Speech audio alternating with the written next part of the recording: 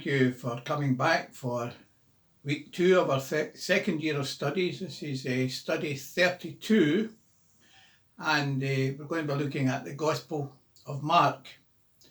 Now, apologies to those who have joined our course last week in week 31. It might be a wee bit daunting for you because we did look at Jeremiah and Lamentations, and there were 52 chapters in Jeremiah and 5 chapters in Lamentations, and if you try to do that in a week, you must have been reading at least 8.5 chapters a night. Now, the rationale was that it is the first year of the second year of studies, and the students stopped studying in May, so they did have quite a lot of time to read Jeremiah and Lamentations. But apologies if you're just starting and you're still reading through it. Well, the good news is that the Gospel of Mark has only got 16 chapters, so if you're clear and you're starting in Mark, well, you're talking about just over 2 chapters a night will get you through it. And the wonderful thing about Mark is it's a fast-moving gospel. It's dynamic. In fact, one of the words in the Gospel of Mark keeps repeating is straightway or immediately. And it's moving on. It begins with the preaching of the kingdom of God, and it moves right on, and it's very vivid. You get wonderful descriptive sentences like Jesus sat down in the green grass, and you get the picture and the colour, and you get the dynamism. When I was at Bible school, I went to Bible Training Institute in Glasgow, and Geoffrey Grogan, who taught the Gospel of Mark to us, was incredibly excited about it. I still remember it from my student days. In fact, he went on to write a book on the Gospel of Mark, and I would encourage you to try and get a copy of it if you're interested. Geoffrey Grogan, the Gospel of Mark. Have a wee look for that, search online. I'm sure you'll get it, or I've got a copy somewhere. Now, the next week we'll be moving on to study 33, and that'll be the book of Joshua. So you enjoy Mark. As I say, I thoroughly enjoyed it. In fact, when I became the pastor of Springburn Assemblies of God, one of the first things I did was take the church through a study of the Gospel of Mark. So God bless you and happy studying.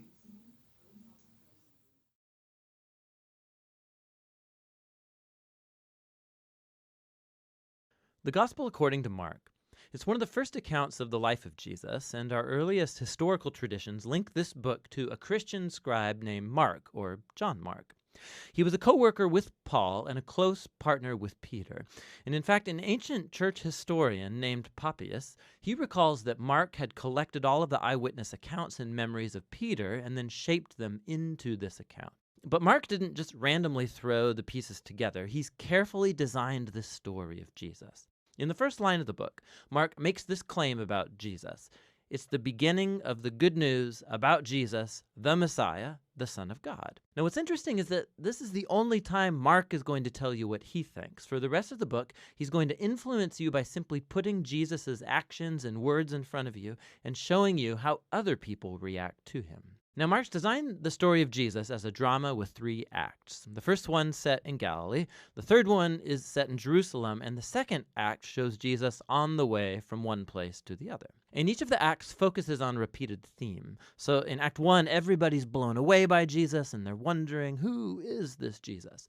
In Act 2, it's the disciples who are struggling to understand what it means for Jesus to be the Messiah. And then in Act 3, we watch the surprising paradox of how Jesus becomes the Messianic King. Let's just dive in and you'll see how it unfolds. After the opening line, Mark begins with a quotation from the ancient prophets Isaiah and Malachi, who said that God would send a messenger to Israel to prepare them for when God would show up himself to rescue his people and become their king. And Mark introduces John the Baptist as that messenger, and then right when you expect God to show up personally, Mark introduces Jesus. And as he comes onto the scene, the heavens open, God's Spirit descends on Jesus, and God says, "You are my beloved Son." After this, Mark places in front of us a summary of Jesus' core message. He went about Galilee announcing the good news that God's kingdom has come near. Jesus is carrying forward the story from the Old Testament scriptures about God's rescue operation for his world. Through Jesus, God is restoring his reign over the world by confronting and defeating evil and its hold on people's lives, and then by inviting them to live under his reign by following Jesus. From here, Mark's given us a big block of stories showing us Jesus' power as he brings God's kingdom. He goes about healing people whose bodies are sick or broken or under the oppression of dark spiritual powers. And Jesus even does something that for Jewish people only God has the right to do. He forgives people's sins. And Jesus' actions here produce lots of different responses. So some people follow him and become his disciples. Other people don't know what to think, and still others reject him completely, especially Israel's leaders who accuse him of blaspheming God and being empowered by evil. But Jesus isn't surprised by these responses. In fact, he draws attention to it. In chapter 4, Mark has collected many of Jesus' parables about the hidden, mysterious nature of God's kingdom. And Jesus says that his message is like seed falling on different types of soil. Some are receptive, some are not. Or it's like a mustard seed that's very tiny. It seems insignificant, but then it grows huge and surprises everyone. Jesus' point is that he really is the Messiah, bringing God's kingdom, but it doesn't look like what anybody expected. And this growing confusion about Jesus among the crowds is connected to a key idea Mark emphasizes at the end of Act 1, that even among Jesus' disciples there's confusion. Even they are struggling to grasp who Jesus really is, and that brings us to Act 2. It begins with a crucial conversation. Jesus takes the disciples aside and he asks, "Who do you all say that I am?" And Peter speaks up, saying, "You're the Messiah." But it becomes clear that for Peter, this means that Jesus is a victorious military king from the line of David who will rescue Israel from the Romans. But for Jesus to be the Messiah means that he's the suffering servant king of Isaiah 53, who will bring God's rule by giving up his life in Jerusalem. And the disciples, they don't get it.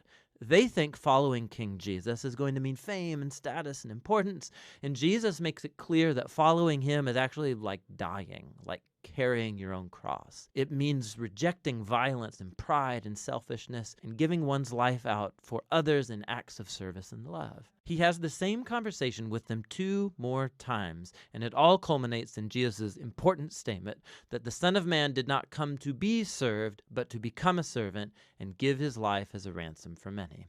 The disciples still don't get it. They respond in confusion and fear. And so here in Act 2, Mark has placed another key story that echoes the book's introduction.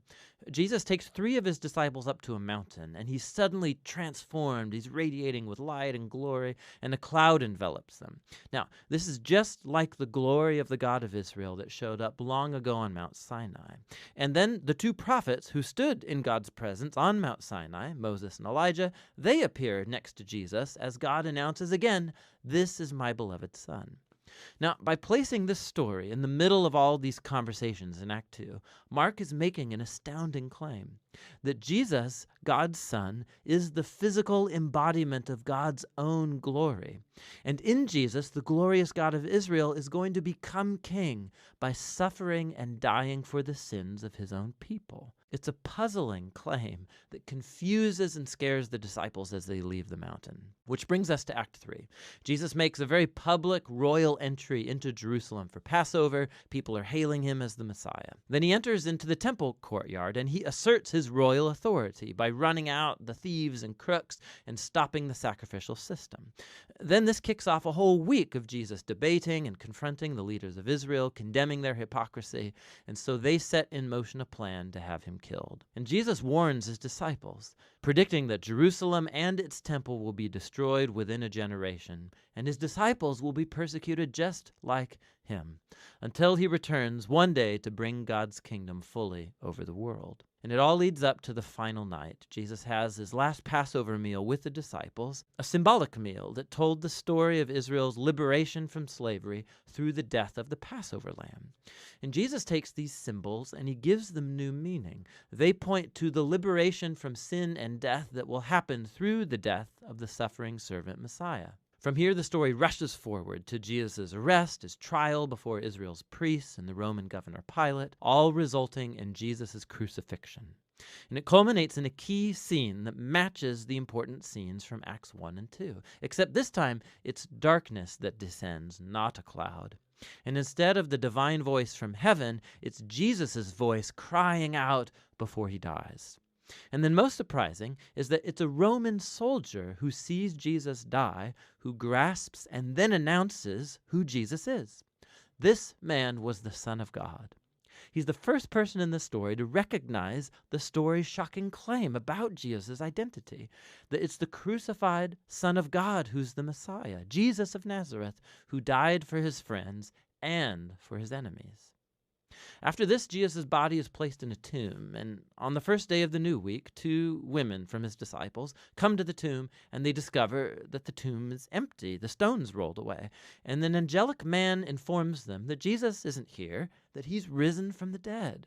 And so he orders them to go and tell this good news to the other disciples, that Jesus is alive, that he'll meet them back up in Galilee. And the women, they're freaked out. Mark says that they fled from the tomb in terror, telling no one, for they were afraid.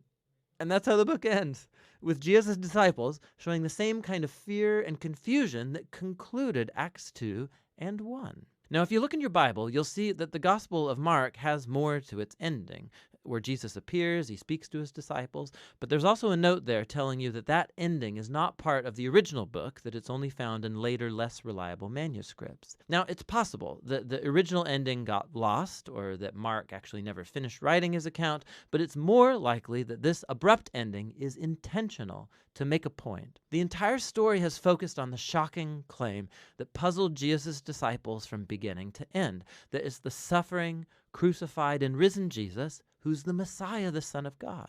That God's love and upside-down kingdom were revealed as Jesus died for the sins of the world. And so this story ends without closure, and it forces you, the reader, to grapple with this very strange and scandalous claim about Jesus. And are you going to run away like the disciples? Or are you going to recognize Jesus as your king and go and tell the good news? And only you can answer that question. And that's what the Gospel of Mark is all about.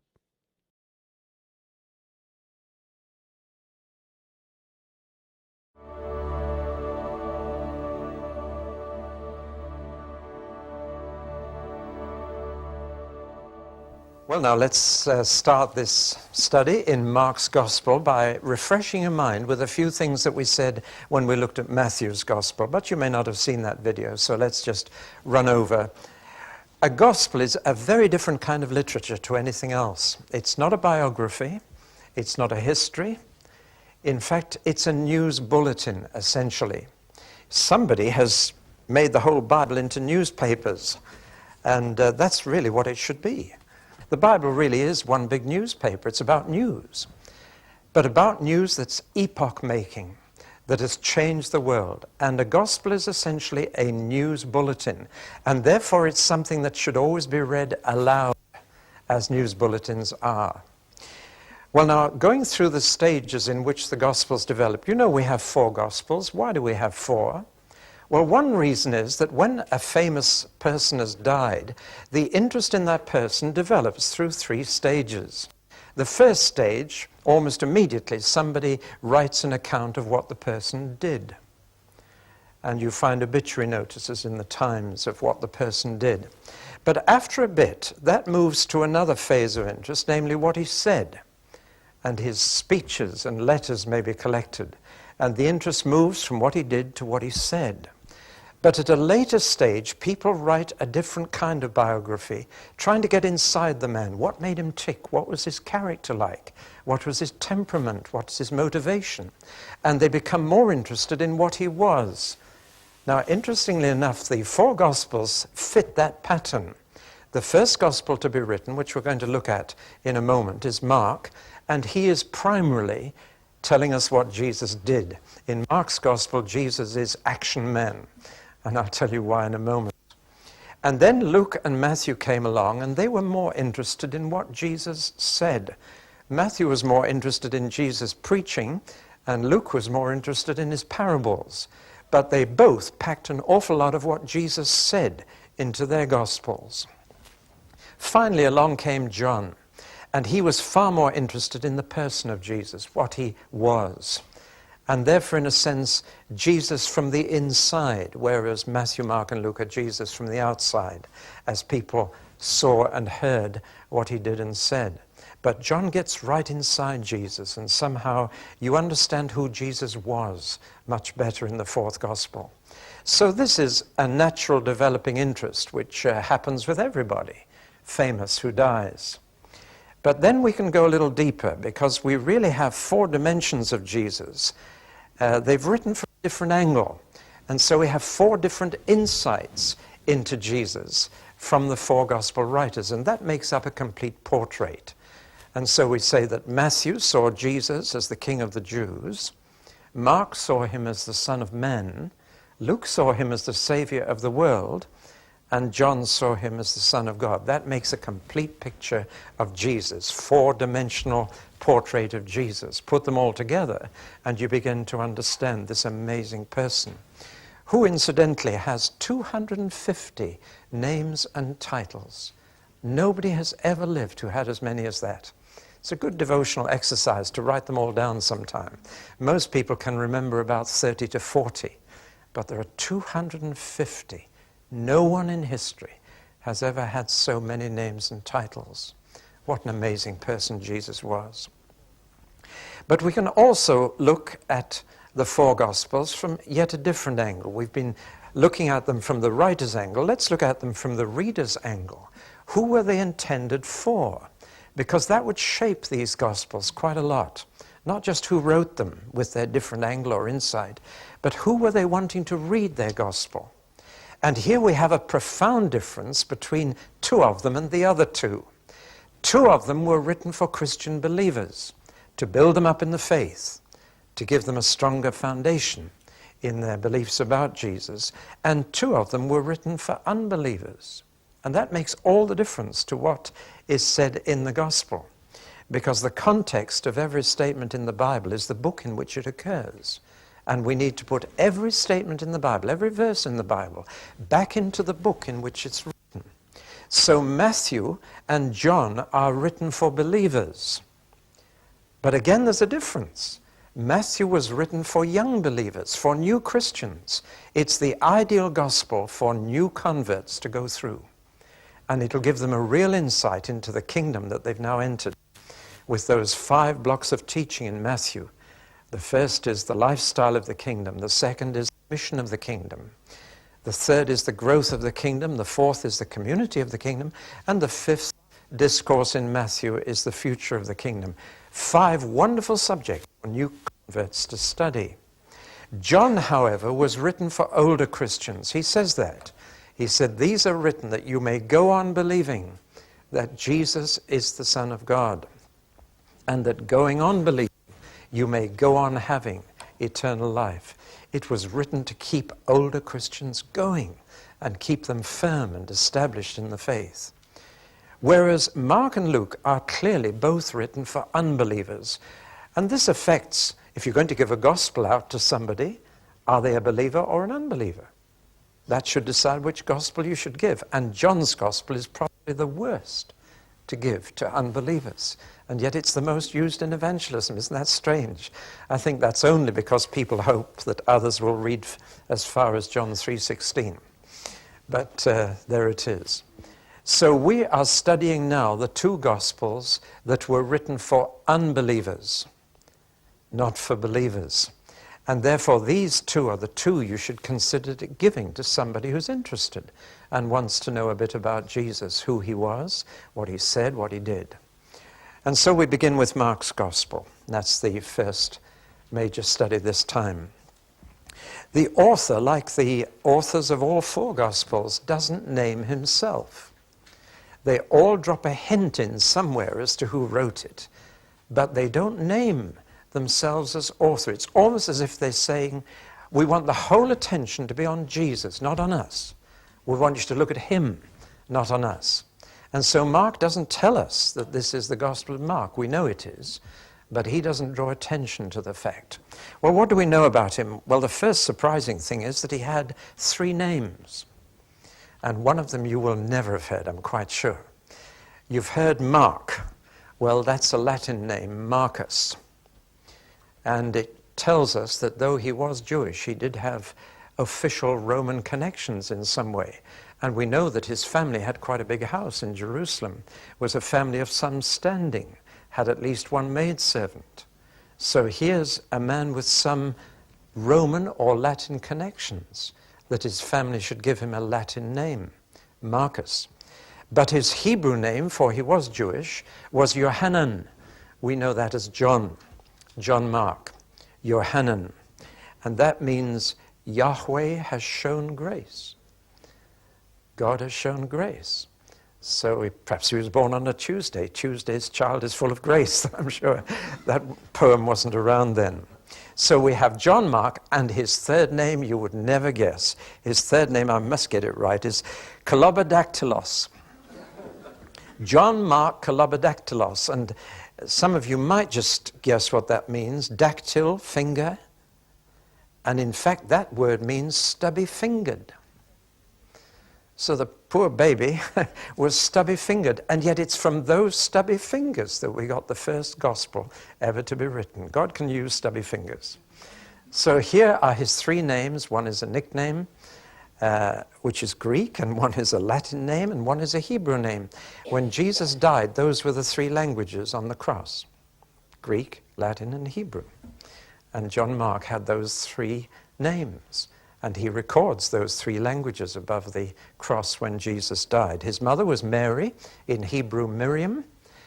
And we assume later that his father died, though his father may have been the man who carried the pitcher on his head when Jesus was making secret arrangements for the Last Supper, and said, "Go into the city of Jerusalem, and when you see a man carrying a pitcher, you will know, just follow him, and he'll show you the room that's been prepared." And almost certainly, that upper room where the Last Supper was held was in Mark's house. And this is where we get the little hint in the Gospel as to who wrote it. Because let's just transfer our attention away to the Garden of Gethsemane, where Jesus, on the last night before he died, was praying in agony. In Mark's Gospel alone, there is a most unusual little incident that while the disciples were sleeping and Jesus was praying, and then the temple guards came and arrested Jesus, it says they grabbed hold of a young man who was dressed in nothing but a bed sheet.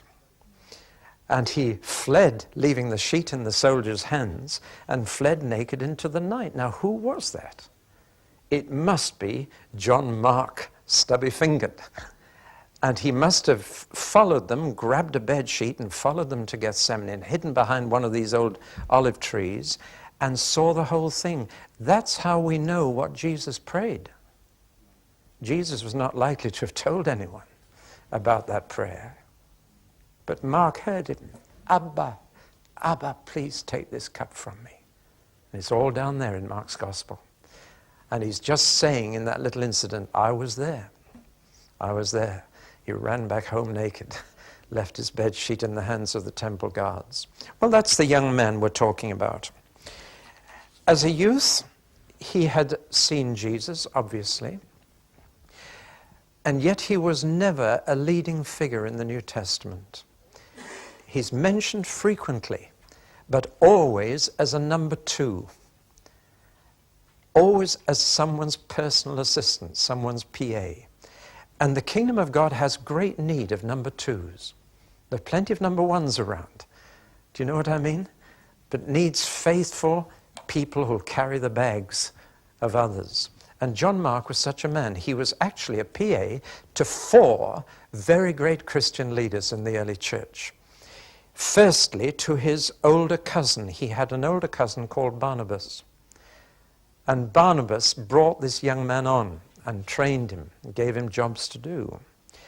And from Barnabas, Mark became an assistant to no less than Paul.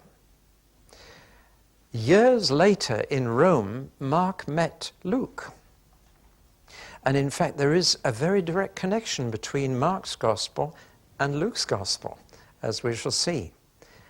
And then finally, Mark became personal assistant to Peter. Peter arrived in Rome after Paul and used John Mark as his interpreter. Mark knew Latin. Peter didn't. Galilean fishermen were unlearned and ignorant men. And so when Peter came to Rome, he had to speak through an interpreter, as I often do. We call them interrupters. And they're very naughty people. They steal half your time. But we couldn't do without them. And so Peter came and used John Mark as his interrupter, his interpreter. And he translated Peter's preaching into Latin in Rome. And that is how the first gospel came to be written. Because we know that one day some members of the congregation of the church in Rome came to young John Mark and they said, "Mark, would you do something for us, please?" He said, "What?" They said, "Well, you know Peter's preaching, and we'd like to get it in more permanent form. We'd like you to write down what Peter tells us about Jesus, because the way he's going on, we may not have him with us much longer. He's really going to fall foul of the authorities, because this was in the days of Nero." And so they said, "Please get down Peter's preaching in writing, because he was one of the closest to Jesus, and we want it written down." Well, Mark went to Peter, and Peter wasn't at all keen. The record says he neither hindered nor encouraged Mark to do this. So he was saying, "You can if you like. I'm not bothered." And I have a certain sympathy here, because years and years ago a man in my congregation came and said, "Would you mind if I taped your sermons?" And I had the same reaction as Peter. I said, "Well, I'll neither hinder nor encourage you. You can if you like." Little did we dream what that was going to lead to.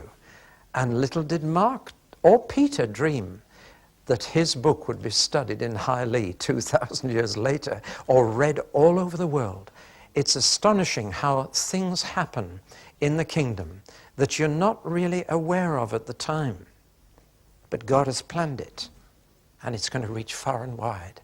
And so the congregation came to Mark and said, "Write down what Peter's telling us about Jesus, please. We want to keep it." And Peter said, "Well, you can if you like. I'm not bothered." And Mark, stubby-fingered Mark, began to write. And you've got the result in your hands. It has actually been called from time to time the Gospel of Peter, precisely because you can hear Peter preaching. Bear in mind that almost all the New Testament was spoken before it was written.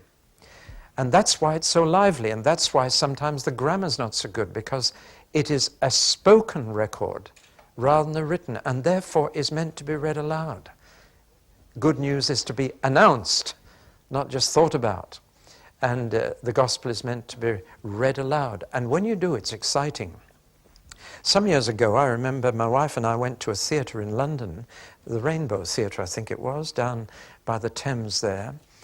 And we went to hear a one-man show by an actor called Alec McCowan. I'm sure some of you have heard of him. And for 2.5 hours, all he did, he was alone on the stage with a chair and a table, and he held the audience spellbound for 2.5 hours by reciting Mark's Gospel. That's all he did. Remember, the Archbishop of Canterbury was 2 rows in front of us, lapping it up. But you know, for months, that theatre was jammed out, that it then had to be moved to a bigger theatre in the West End. And all he did was recite Mark's Gospel. And thousands upon thousands were paying pounds just to go and hear it and see it. And Alec McCowan said that when he was a little boy, his grandfather, who was a godly man, made him kneel down on the carpet, and his grandfather laid hands on him and said, "One day you will read the gospel to thousands." And years later, he did it. I don't even know if he's a Christian. But he tried Mark's Gospel and just held audiences spellbound. It tells you that Peter could hold audiences spellbound as he told people about Jesus. And dear old Peter, I call Peter Action Man. He was so impetuous. I can identify with him. He had foot and mouth disease as well. And every time he opened his mouth, he put his foot in it again and again. But he was so impetuous. He was the one who wanted to walk on the water. None of the others did. But he was the one who wanted to walk on the water. He was the one who jumped into the water when John said, "That's Jesus on the shore." He was the one who was tired of waiting for Jesus to appear after the resurrection, said, "I'm going fishing." Peter could not sit still. And you get this breathless excitement all the way through Mark's gospel. There's one word that comes 41 times. Immediately. Immediately. Or in the older version, straightway he entered into a boat. And straightway the boat was at the other side. It apparently crossed the Sea of Galilee 8 miles in 2 seconds. And everything is immediately and immediately. And you're carried along with breathless excitement. Well, that's how Peter preached. And Mark has faithfully recorded this. And it makes Mark's gospel the most vivid and the most alive of all four. It's the most exciting to read aloud. I'm afraid Peter wasn't interested in long sermons, so he didn't record them. There's only one in the whole of Mark, and it must have left a deep impression on Peter for him to remember it and record it. So Mark doesn't concentrate on Jesus' teaching. There's no Sermon on the Mount here. It's just action, one thing after another. Excited, enthusiastic, this is Peter. And the different temperaments of the Christians in the early church come through even in the New Testament. This book concentrates on Peter's weaknesses and not his strengths. Now, isn't that interesting? It's in this book that we find, "Get behind me, Satan." But you don't find, "You are Peter and I will build my church on this rock." So Peter was constantly sharing his weaknesses, the times he let the Lord down, but he never boasted. It's interesting, isn't it? It's the other Gospels where you find Peter's good points, but here you find his weaknesses. And here we have Peter's denial, but not his reinstatement. You have to read John's Gospel to find where Peter is restored 3 times. "Do you love me? Do you love me? Do you love me?" You only have the denial here. It's another proof that this is the Gospel of Peter that John Mark has written down. Then there is Peter's interest in Jesus' miracles. There are far more miracles in Mark by comparison with Matthew, Luke, or John. Here are the figures. For example, there are 18 miracles in Mark, whereas the parables, there are only 4 in Mark, whereas there are 18 in Matthew, and Luke 19. So you see that Peter's interest was in the miracles, not the parables. His interest was in what Jesus did and not in what he said. Furthermore, we have here Peter's ignorance as well as his knowledge. Peter did not know how or where Jesus was born. Never once in his speeches in Acts or in his letters does he betray any knowledge whatever of Jesus' birth. Peter's knowledge began at the Jordan River when Peter and Andrew were baptized and Jesus was baptized and John introduced them to Jesus. That's where his knowledge began, and it ended with the resurrection. And that is why in Mark you have no Christmas story. You have no boyhood stories. It begins where Peter's knowledge began. And Peter couldn't preach the Christmas story because he was ignorant of it and never mentioned it once. So we have clear proof, I think, that this gospel comes from Peter. Now, having said that, Mark has very cleverly constructed this gospel and fitted it together. And he has given a framework to the gospel story which was used by Matthew and Luke. Let me try and show you something. Here's a chart. It will look very complicated when you first see it, but all will be revealed. Why do they make charts so big and so cumbersome? Let's look at it. Here we have represented the Gospels of Matthew, Mark, and Luke. And Mark's material is in pink with a very few occasional bits of green in it. Can you see that? The pink is what is common to all three Gospels. The green is what can only be found in Mark. So that at one glance you can see that Matthew has used all of Mark, and so has Luke used Mark. But they've used him in different ways. Matthew has split Mark into little bits and mixed them up with his material, whereas Luke has taken blocks of Mark and used whole chunks. Now, of course, there's been some debate. Did Matthew and Mark use Luke, and Matthew and Luke use Mark and expand him, or did Mark abbreviate Matthew and Luke? Well, the likelihood is that these two expanded Mark, and that they both had Mark to use. The other colors, out of interest, the blue is what Matthew has on his own and didn't get from anyone else, and the yellow is what Luke has on his own. Notice the Christmas story in Luke and the early parts of Matthew. Sorry, the blue is not Matthew. White is Matthew on his own. Blue is what Matthew and Luke have, but Mark doesn't. So it's a very complicated business. But you can see that basically Mark's gospel has been used by Matthew and Luke, the pink. And Mark's basic outline of the story of Jesus is the one that Matthew and Luke both use. And this scene is the crucial scene in that, but we'll come back to that. Let me go on to the structure of Mark's gospel. I've tried to put it in a kind of symbolic way, and yet it's not too abstract. Let's look at this. Mark's gospel covers 3 years, the 3 years of Jesus' public ministry. But there's a very clear shape to the gospel. It all builds up over the first 2.5 years, and then in the last 6 months, everything sort of flows down from that. There's a watershed, if you like. The story starts at the Jordan River, which is the lowest point on the earth's surface. Here's the Jordan River and the Sea of Galilee, and the story moves from the Jordan River to Galilee, and then literally they're going physically uphill all the way. And finally they go to the highest point in the Promised Land, and that's Mount Hermon, at the foot of which is this little town of Caesarea Philippi.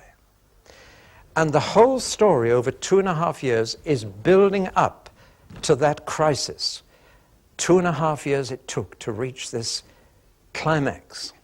As soon as that point is reached, Jesus sets his face to go to Jerusalem, and it's downhill all the way, literally, down from that high point to Judea, through Perea, which is the bit of land on the east side of the Jordan. So from Mount Hermon in the north, they go the east side of the Jordan through Perea to Judea, where Jesus dies on a cross and 3 days later rises again.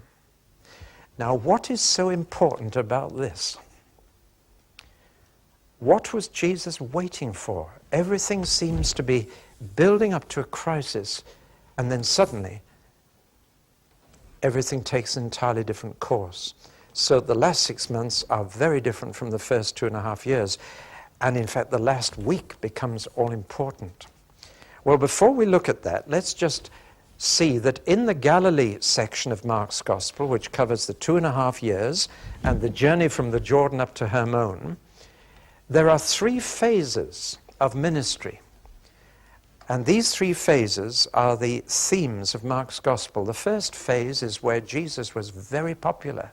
Thousands came to be healed, and he was the talk of the whole country. So you have this acclamation of Jesus from chapters 1 to 3, where Jesus is riding high, big crowds, very successful. And then we have a second phase when opposition begins. The first point of difference was over the Sabbath, but it soon built up, and very soon Jesus had made more enemies than friends. So the third phase began, chapters 7 to 9, where Jesus concentrated on 12 people, 12 men. And from thousands, he spent time with just 12. So we have 2.5 years covered in just chapters 1 to 9. We have chapter 10 covering 6 months, chapters 11 to 16 covering this last week. Now we've got to ask what it was, what happened around here that changed the direction of Jesus' ministry so totally. Let's go back to the picture we had earlier. The left-hand picture is taken at the foot of Mount Hermon, a place called Caesarea Philippi. It's a most remarkable place. This is the beginning of the River Jordan. And this river is about 30 to 40 feet wide, coming straight out of a cliff at the foot of Mount Hermon. And it just literally seems water from the rock. Jordan is the river that starts nowhere and finishes nowhere.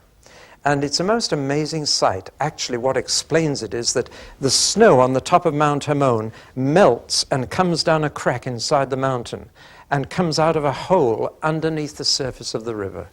So it just looks like a river as wide as this room or wider coming straight out of the cliff.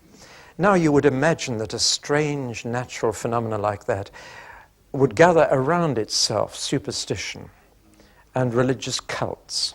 And sure enough, it's been a center of pagan worship for centuries. And above the water coming out of the cliff, I don't know if you can see it too clearly, there's a cave here, and here in the cliff face there are alcoves carved. And just little alcoves, some of you have seen them. And in those alcoves they used to put statues of gods. And 2 particular statues I want to talk about. One was a statue of the Greek god Pan.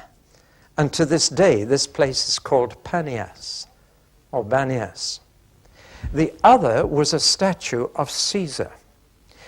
And that was put there by one of Herod's 4 sons called Philip, who was given this part of land when King Herod died.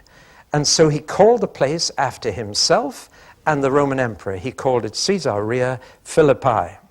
That's how it got that double name. So here we had a statue of the Greek god Pan, who was a god who was supposed to have appeared as a mortal man on earth. And we have a statue of Caesar, who is a man who is already being called a god. And one day Jesus took the 12 disciples to this very place and said, "Who do men say that I am?" Now, can you see now why it had to be here? With a statue behind him of a God who came as a man and a man who was worshipped as God. Jesus said, "Now what about me? Where do I fit?"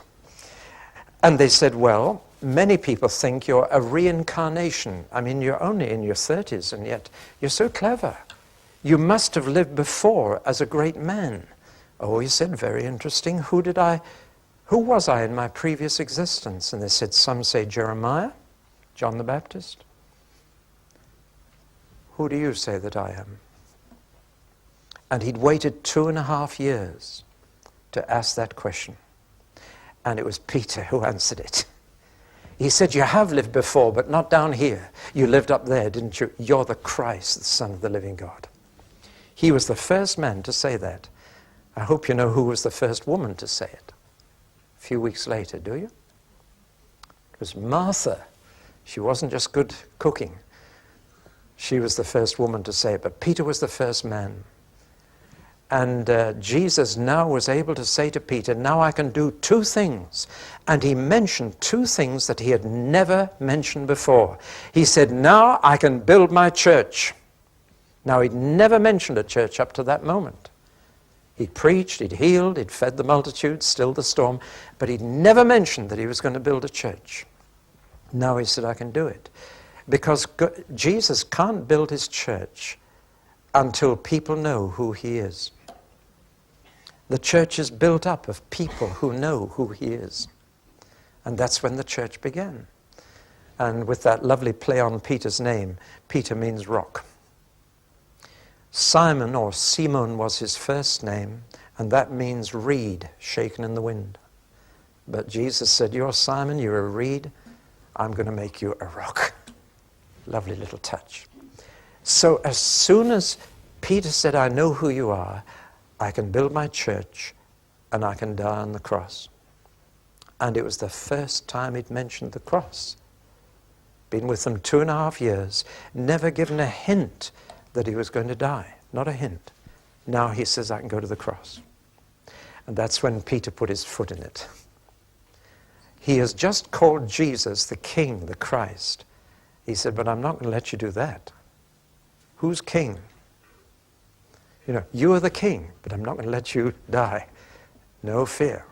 You can build the church on me, yes, but I'm not going to let you go to the cross. That's when Jesus had to rebuke him very seriously. Now that was the watershed up at the foot of Mount Hermon. And it was then that Jesus took Peter, James, and John up to the top of the mountain, above the snow line, for there's always snow on Mount Hermon. And it was there that Peter said his clothes became brighter than any soap powder on earth could make them.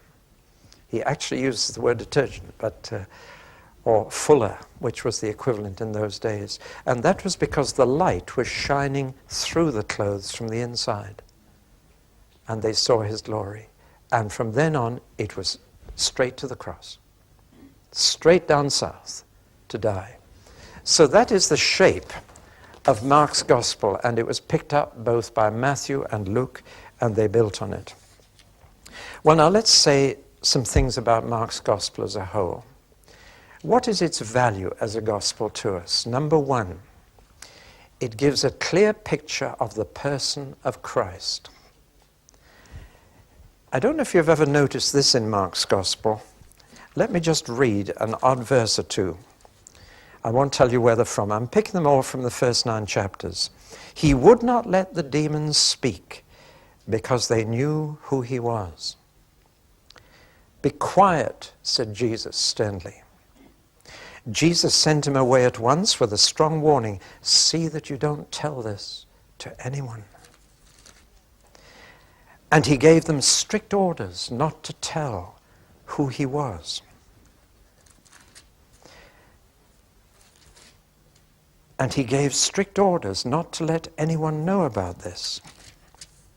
And he did not want anyone to know it. And Jesus commanded them not to tell anyone. Jesus sent him home saying, don't go into the village. Jesus warned them not to tell anyone about him. Jesus gave them orders not to tell anyone. Now, none of that is in Matthew or Luke or John. But for that first 2.5 years, Jesus forbade anyone to discuss who he was.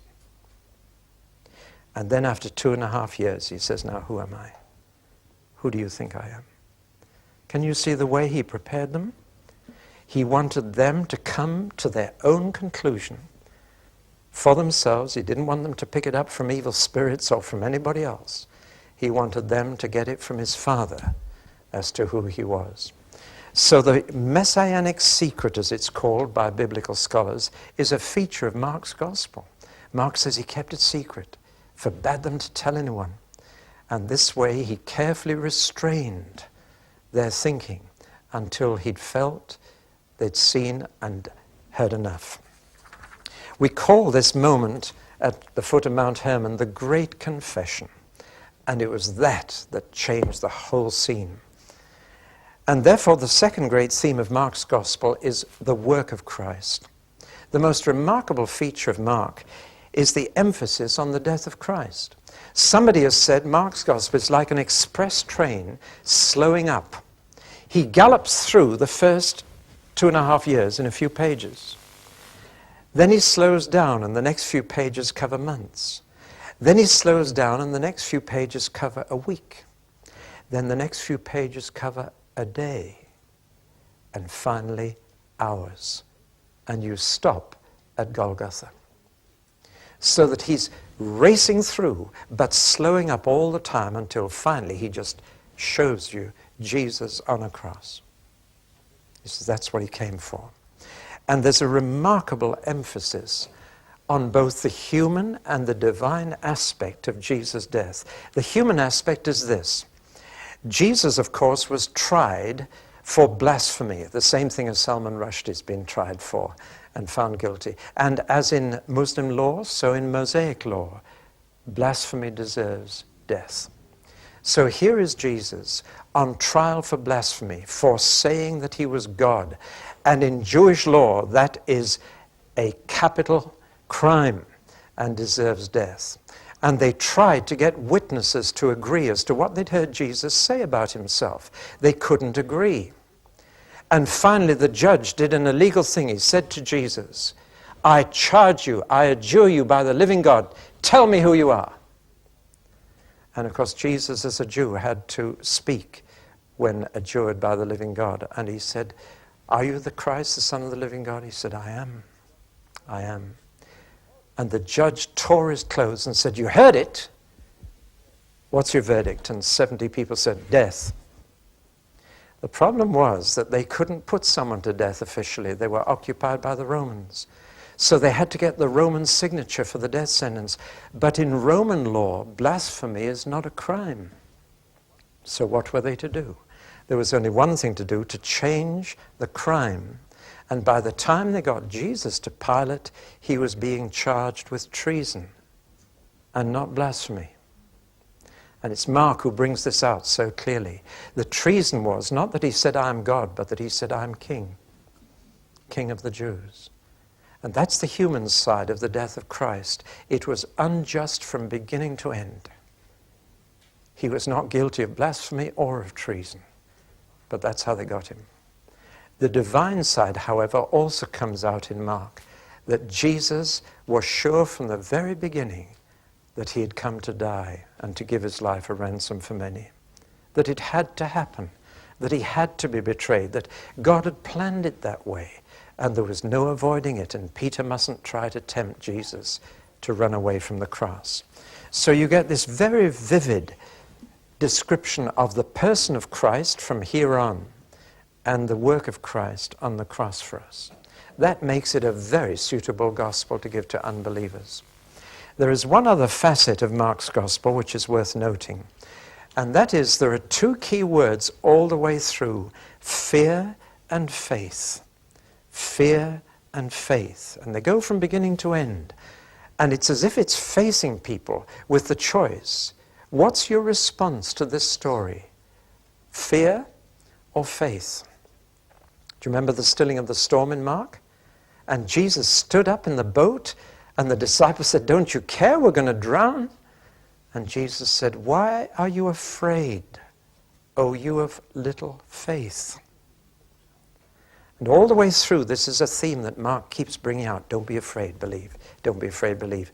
And even at the end, where Jesus appears at the resurrection, Mark is frank enough to say the disciples didn't even believe when they saw Jesus.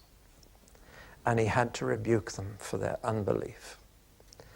And one of his favorite sayings again and again was, why are you afraid? Don't be afraid. Don't be afraid. Just believe. And so we have here a picture of the person of Christ, the work of Christ, and the response of faith rather than fear when the supernatural element enters in. Well, that's why I would always choose Mark to give to an unbeliever. If they've got no knowledge of Jesus, then here is the very basic knowledge that they need: the person of Christ, the work of Christ, and their response to both.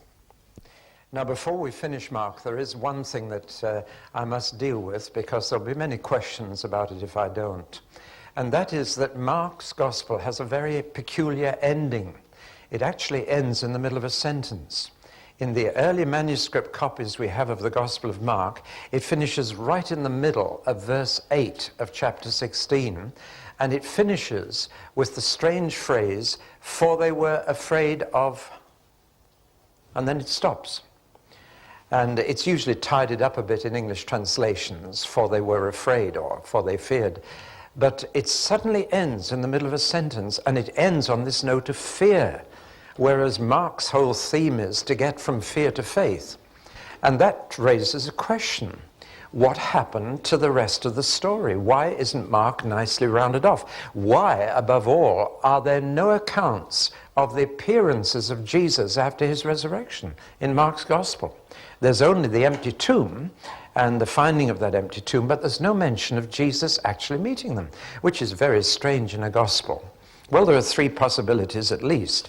One, that Mark meant to finish on this uncertain note and leave the ending open.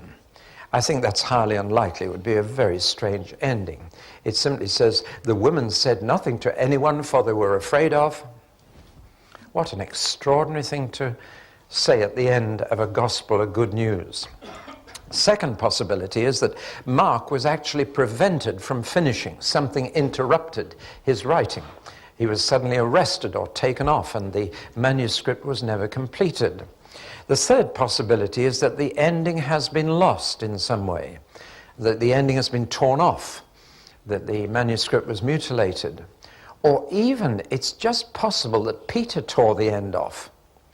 You remember, this is really Peter's gospel. It's a record of his preaching about Jesus, and we know that one of the most important resurrection appearances was to Peter.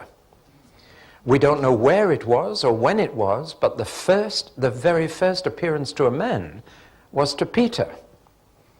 And there's no record of it. And maybe, just maybe, Peter thought it was so precious and so intimate and so personal that he didn't want any account of that to go out. We don't know. When we get to heaven, we'll have to ask. We'll probably be not interested then. But people do ask, what happened? Well, we don't know, but what has happened is that other endings have been added. And in some Bibles, you'll find one ending, and in others, another. One is short, one is long, and they're simply known as the shorter or the longer endings. Somebody else has completed Mark's gospel so that we've got a complete story. The long one, which is usually in your Bible, from verse 9 to verse 20, yes. The longer one balances fear with faith, though it does tell us that the disciples didn't even believe when they saw. But it does include some remarkable statements of Jesus which people don't like, and therefore want to cast doubts about the longer ending. For example, Jesus talks about tongues here. It's the only recorded instance where Jesus mentions that his followers would speak in tongues. And also cast out demons, heal the sick, and pick up snakes and not be harmed, which happened to St. Paul in Malta, incidentally. And so people don't like this. Also, there's a statement there that Jesus made baptism in water essential to salvation. He says, he who believes and is baptized will be saved. And people don't like that. So there have been questions cast. Well, though it was probably not Mark who wrote it, at least it was someone in the early church, and therefore that longer ending reflects how the early church believed that Jesus ended it all, and includes things from other Gospels. There's a little bit about the road to Emmaus in here. There's a little bit about Matthew's commission in here. So it looks as if somebody has just picked out various elements from the other Gospels, put them together, and rounded off Mark that way. But when we get to heaven, we can ask all about it, and we'll find out exactly what did happen. But I believe that longer ending is validly part of the Word of God and does reflect the early Christian understanding, if it doesn't reflect Mark's actual words from Peter. Well, that concludes our study.